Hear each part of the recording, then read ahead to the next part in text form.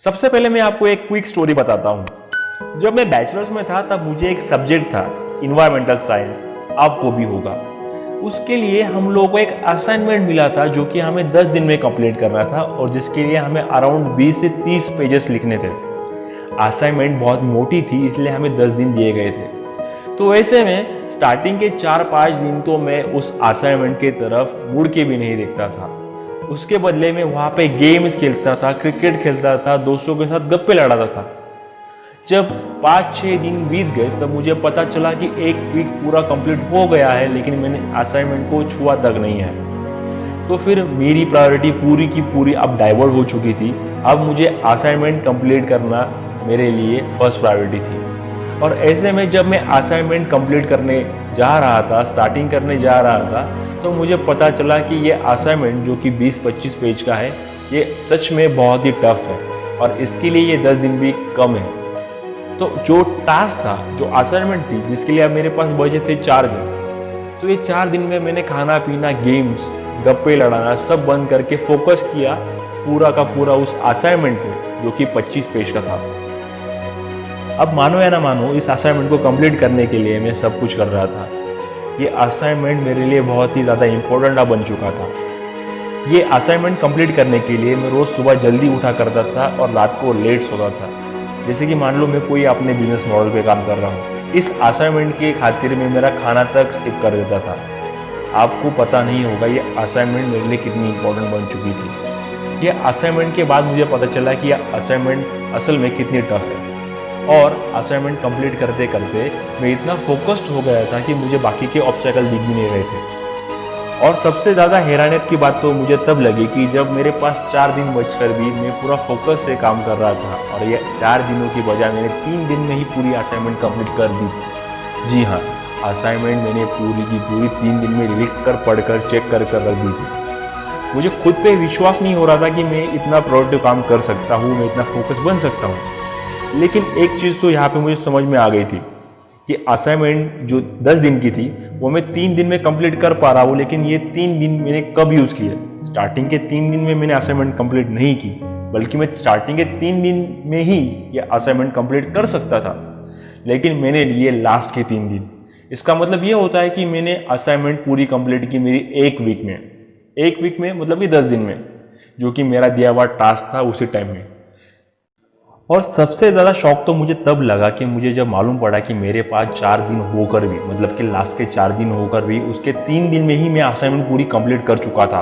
जी हाँ, असाइनमेंट मैंने कंप्लीट कर दी थी 3 ही दिन में और लास्ट के चौथे दिन में पूरी असाइनमेंट चेक करके, लिख के, उसे पढ़कर सबमिट कर चुका था। आप सोचोगे नहीं, मैंने असाइनमेंट सिर्फ 3 दिन में कंप्लीट कर दी थी, लेकिन ये मैंने 3 दिन जो यूज़ किए वो लास्ट के 3 दिन थे। डेडलाइन के नज़दीक आके मैंने असाइनमेंट कंप्लीट कर दी थी। इसका मतलब है कि मैंने पूरे 10 दिन लिए असाइनमेंट कंप्लीट करने के लिए। अगर यही एफर्ट अगर मैं स्टार्टिंग के 3 दिन में लगाता, स्टार्टिंग के 3 दिन में मैं इतना फोकस और इतना प्रोडक्टिव काम कर लेता, तो शायद असाइनमेंट में 2 दिन या 3 दिन में ही कंप्लीट कर देता था। लेकिन मैं जो इतना स्टार्टिंग का जो पीरियड था, इतना स्टार्टिंग का जो वैल्यूएबल टाइम था, वो गेम्स खेलने में और वहाँ पे गप्पे करने में लगा दिया था, जिसके कारण मुझे लास्ट में गधे की तरह काम करना है। और ये मेरे साथ नहीं, आपके साथ भी होता होगा। तो यहाँ तक तो मुझे इतना पता चल गया था कि मैं बहुत प्रोडक्टिव और बहुत फोकस काम कर सकता हूँ अगर कोई टास्क उसके डेडलाइन पे आ जाता है तो। यानी कि कोई भी टास्क अगर मेरे डेडलाइन पे है तो मैं उस पर बहुत फोकस काम कर सकता हूँ। पर कुछ ऐसे भी काम होते हैं जिस पे कोई डेडलाइन नहीं होता है, जिसके लिए कोई भी लिमिटेड टाइम नहीं होता है। तो उसके लिए क्या, तो उसे तो मैं प्रोक्रास्टिनेट कर ही रहा हूँ। ये मैंने सोचा कि ऐसे कुछ चीज़ें हैं जो ज़िंदगी में बहुत अहमियत रखते हैं, लेकिन उसके लिए कोई आपका डेडलाइन नहीं होता। आपको पता चलेगा भी नहीं कि उसकी डेडलाइन कब निकल गई थी, आपको पता चलेगा भी नहीं कि उसकी डेडलाइन ख़त्म हो चुकी है। और यहाँ पे आता है पार्किंसन लॉ, जो कि है work expands so as to fill the time available for its completion. और इसे सिंपल वर्ड्स में कहे तो कि अगर आप कोई काम करने के लिए जितना वक्त निकालते हो, आप वही काम उसी वक्त में कंप्लीट करते हो। जैसे कि आपने अभी इसका एग्जांपल देख लिया था कि जो मैंने आपको स्टोरी बताई थी, उसमें मैंने कहा था कि मैंने असाइनमेंट करने के लिए 10 दिन दिए। हालांकि मैंने उसे 3 ही दिन में कंप्लीट कर लिया था, लेकिन स्टार्टिंग का जो टाइम था उसमें मैंने काफ़ी प्रोक्रास्टिनेशन किया था और काफ़ी टाइम पास कर लिया था कि जिसके कारण मुझे लास्ट के 3 दिन में काफ़ी मेहनत करनी पड़ी, जिसके कारण मेरा बाकी का जो कुछ भी प्रायोरिटी थी वो सब मेरी छूट गई थी और असाइनमेंट ही मेरी फर्स्ट प्रायोरिटी बन गई थी। तो वैसे ही कोई भी अगर आप टास्क करते हो तो उसके लिए आप पर्टिकुलर टाइम लेते हो तो वो असाइनमेंट उसी टाइम में कंप्लीट होने वाला है।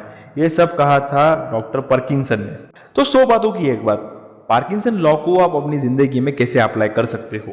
अगर आप एक स्टूडेंट हो और आपकी एग्ज़ाम अगर 1 महीने बाद हो तो आपको स्टडी ऐसा करना चाहिए कि आपकी एग्ज़ाम 1 हफ्ते बाद है। अभी आपको जो टाइमिंग है ये एक रीजनेबल टाइमिंग ले लेना है। मान लो कि आपकी एग्ज़ाम 1 महीने बाद है और आप उसका स्टडी करते हो, जैसे एग्ज़ाम आपकी कल है, तो इसमें क्या हो जाएगा कि आप अपने टॉपिक्स बहुत ही फास्ट रिवीजन करोगे। इसके कारण आप अपने जो टॉपिक है, जो इम्पोर्टेंट टॉपिक है, उसे महत्वपूर्ण टाइम नहीं दे पाओगे, जो कि बहुत ही फास्ट हो जाएगा और उसके कारण आपके ग्रेड्स कम भी आ सकते हैं। तो आपको एक रीजनेबल टाइम सेट कर लेना है, उसके अकॉर्डिंग टू डेडलाइन सेट कर लेनी है। जैसे कि 1 महीने का पीरियड आपके लिए सस्टेनेबल है, उसके लिए ज़्यादा है, लेकिन अगर आप उसे 1 हफ्ते में करते हो तो ये आपके लिए रीजनेबल है, जिसमें आप कवर अप कर सकोगे आपके सारे टॉपिक पर्टिकुलर टाइम लाइन के साथ, पर्टिकुलर टाइम टेबल के साथ, और अच्छे फोकस के साथ आप अपना सिलेबस कवर कर लोगे और इसके कारण चांसेस अच्छे हो जाएंगे कि आपके एग्जाम में बहुत ही अच्छे ग्रेड आ जाएगा। आप अव्वल आ सकते हो by using this Parkinson law. तो आपको ये ज़िंदगी में अप्लाई ज़रूर करना चाहिए। हर एक को अगर पार्किंसन लॉ अगर आप अपने ज़िंदगी में अप्लाई करोगे तो चांसेस बहुत ज़्यादा बन जाएंगे कि आप सक्सेसफुल हो सकते हो। सिर्फ स्टूडेंट्स को नहीं, हर एक फील्ड में आपको ये अप्लाई करना ही करना चाहिए। और इसी के साथ ये आज का वीडियो मैं समाप्त करता हूँ। अगर आपको ये वीडियो अच्छा लगा होगा तो आप प्लीज़ मेरे चैनल को सब्सक्राइब कर दीजिए, इस वीडियो को लाइक कर दो और अपने दोस्तों के साथ शेयर कर दो। मैं और भी आपके लिए ऐसे वीडियो लेकर आऊँगा। Thanks for watching.